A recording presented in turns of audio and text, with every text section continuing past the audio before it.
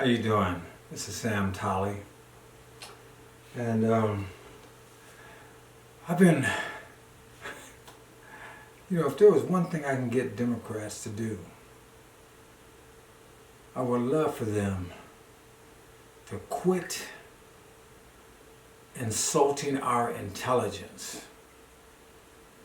If anything else, maybe I can deal with it, but I want them to quit insulting our intelligence.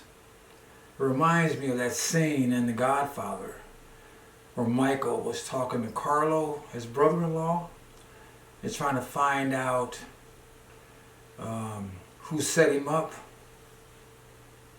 Michael was upset because Carlo insulted his intelligence. Don't be afraid, Carlo.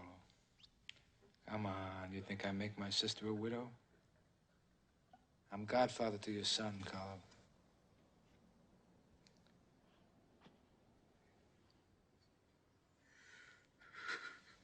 Go ahead, drink.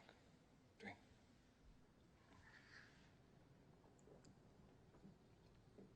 No, Carlo, you're out of the family business. That's your punishment. You're finished. I'm putting you on a plane to Vegas. Tom?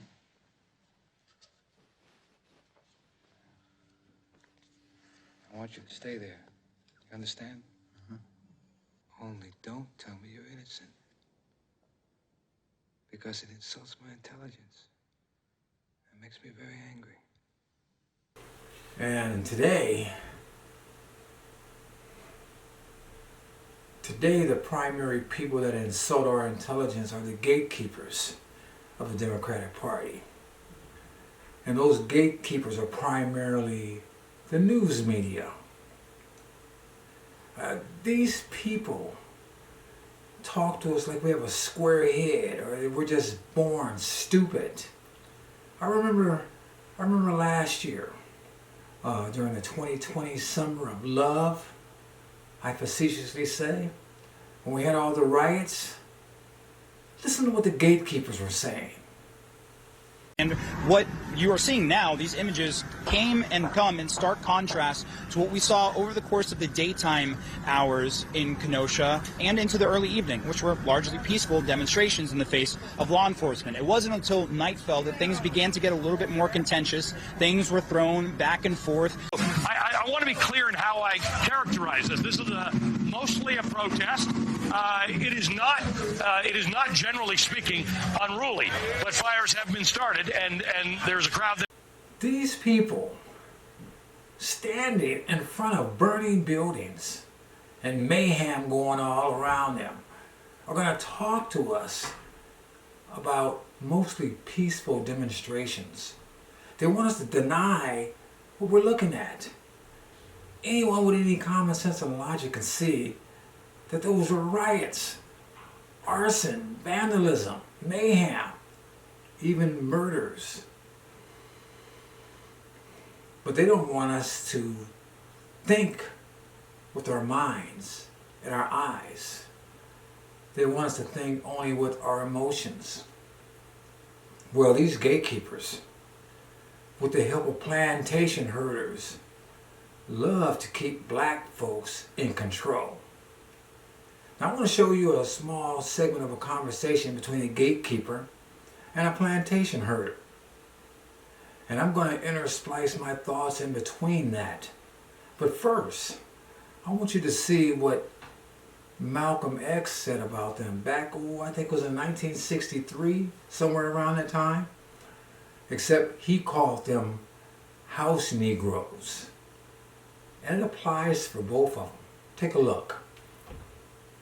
Back during slavery, when black people like me talked to the slaves, they didn't kill him. They'd send some old house Negro along behind him to undo what he said. You have to read the history of slavery to understand this. There were two kinds of Negroes. There was that old house Negro and the field Negro. And the house Negro always looked out for his master. When the field Negroes got too much out of line, he held them back in check. He put them back on the plantation. The house Negro could afford to do that because he lived better than the field Negro. He ate better, he dressed better, And he lived in a better house. He lived right up next to his master in the attic or the basement. He ate the same food his master ate and wore his same clothes. And he could talk just like his master. Good diction. And he loved his master more than his master loved himself. That's why he didn't want his master hurt. If the master got sick, he'd say, "What's the matter, boss? We sick?" When the master's house caught a fire, he'd try and put the fire out. He didn't want his master's house burned. He never wanted his master's property threatened. And he was more defensive of it than the master was. That was the house Negro. But then you had some field Negroes who lived in huts, had nothing to lose.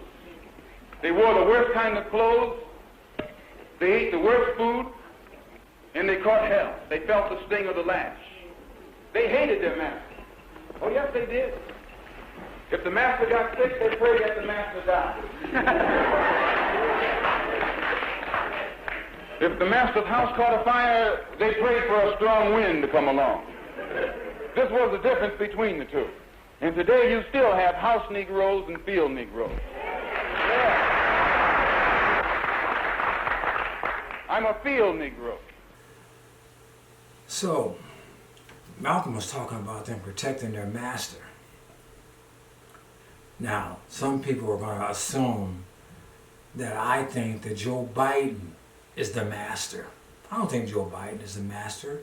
And I'm talking about master of black Democrats.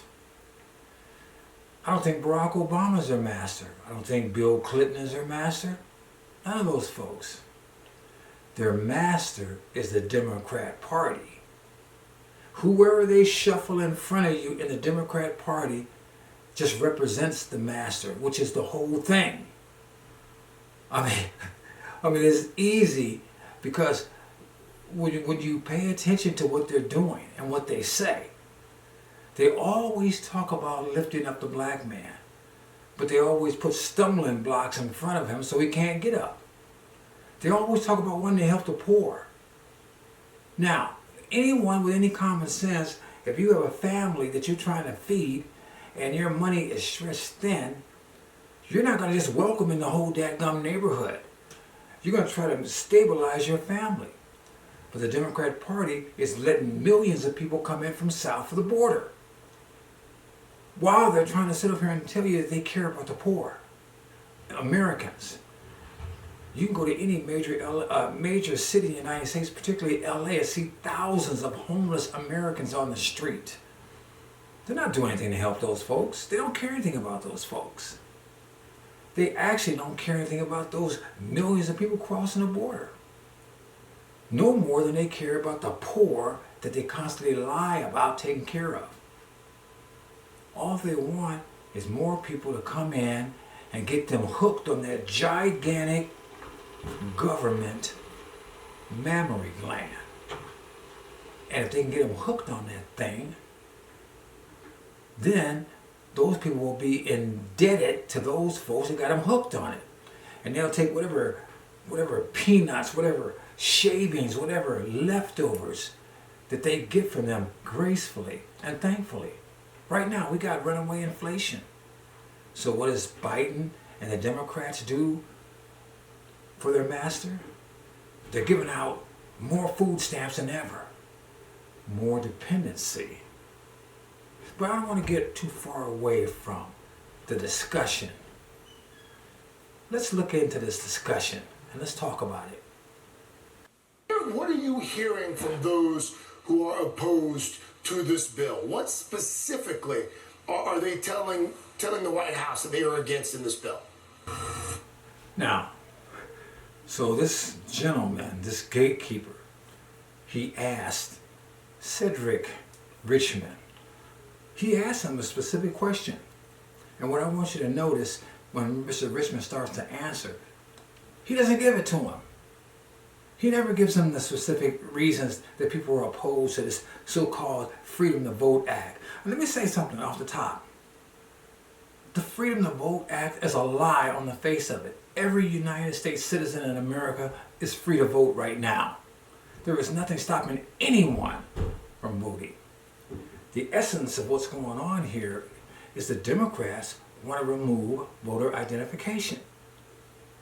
if you remove voter identification, then you cannot determine who is and who isn't voting. You know, it amazes me that when every time the Democrats talk about elevating black people, they denigrate them because they say that voter ID is racist for minorities. The implication is that black folks are too stupid. That we need somebody to hold our hand. That we can't do it on our own. Why can't we get identification? And of course we do. You need ID to get certain medications. You need ID to cash a check. You need ID to get on a dadgum plane. Hell, a lot of places you need ID just to eat these days. So let's listen to Mr. Richmond and let's continue. The unfortunate part that this is just a continuation of the big lie, which is just that, a lie. President Biden won the election with more votes than anyone in the history of the United States. It was the most scrutinized election in the history of the United States, and it was one of the safest and most transparent elections. Okay. You remember I showed you earlier about the pictures of these people talking about peaceful demonstrations in the midst of a fire? Anyone that's been around for any length of time have seen elections. They've seen people campaign. President Trump had rallies all over the country with thousands of people at the rallies. Anytime they showed a Biden rally, there may have been 10 or 15 people there.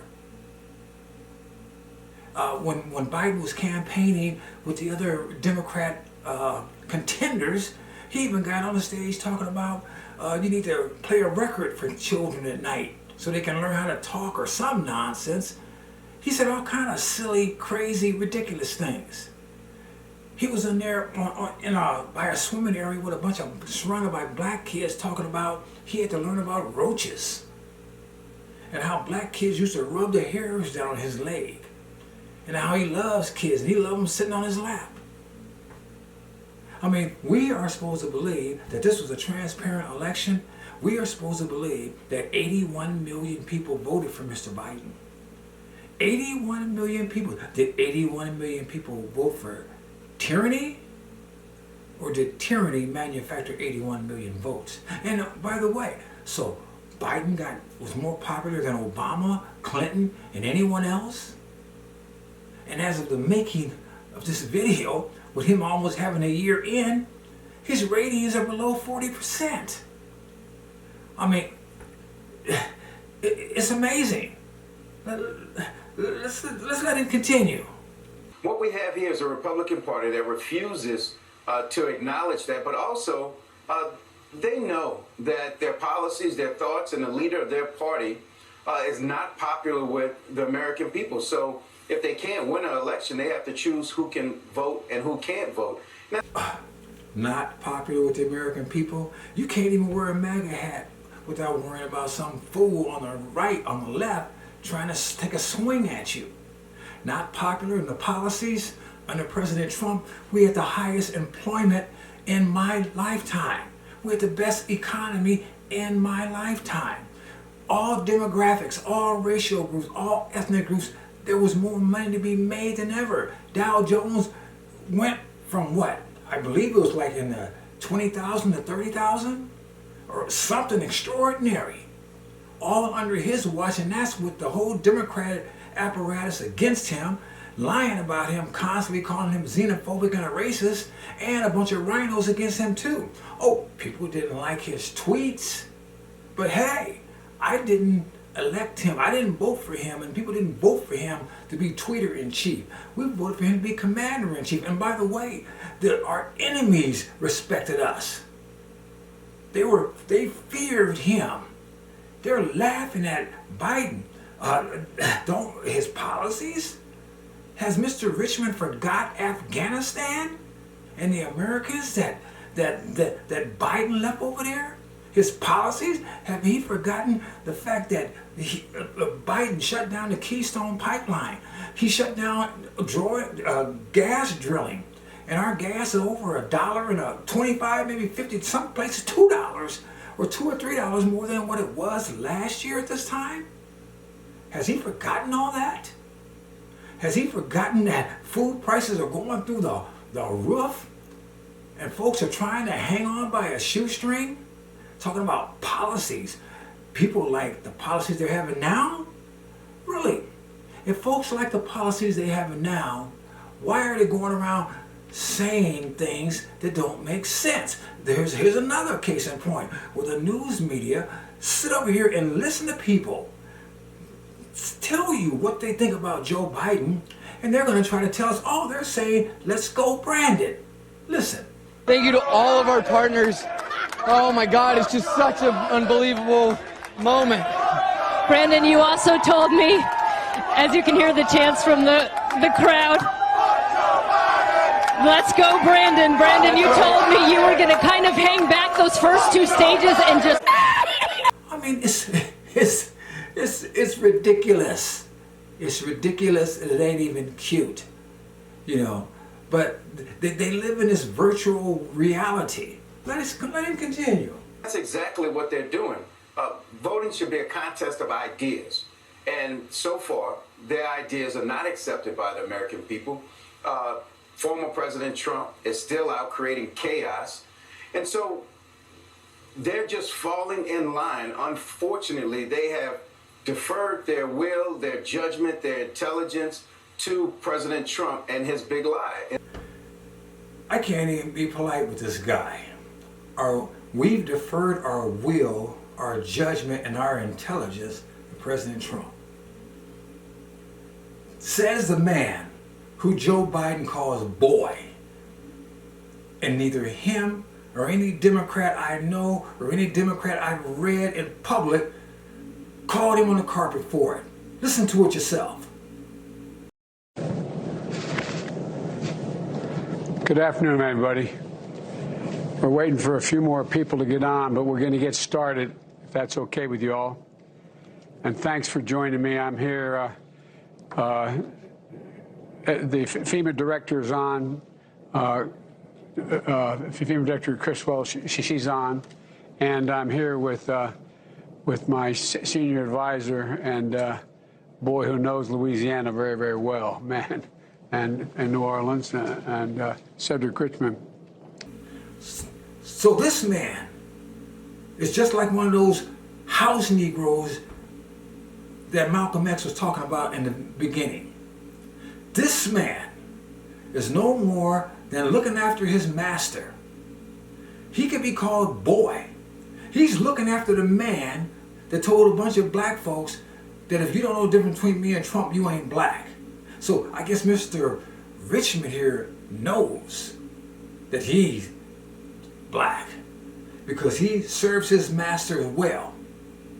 They can call him boy, they can call him anything you want. One thing I'll say about a black Democrat man, this is one thing you can know about them, that any white Democrat man can call a black Democrat man anything they want to, and the black Democrat man won't say nothing. Because that white Democrat man represents that black Democrat man's master, and he's going to always bow to his master. He's going to sit over here and make up stuff that doesn't exist. He's going to sit over here and confuse facts with fantasy. And he's going to sit over here and try to make us think that we're crazy when he's the one that can't see straight. Democrats sit over here and insult our intelligence all the time. I refuse to fall in line with the kind of thinking that Mr. Richmond falls in line with. I refuse to surrender my will, my judgment, and my intelligence to the Democrat Party. And my pride and dignity as well, which he apparently has done so willingly. He stands up there in front of the camera saying these things when he's actually on his knees saying, yes, a boss. That's what I see. Quit insulting our intelligence. This is Sam Tolley. I'm out.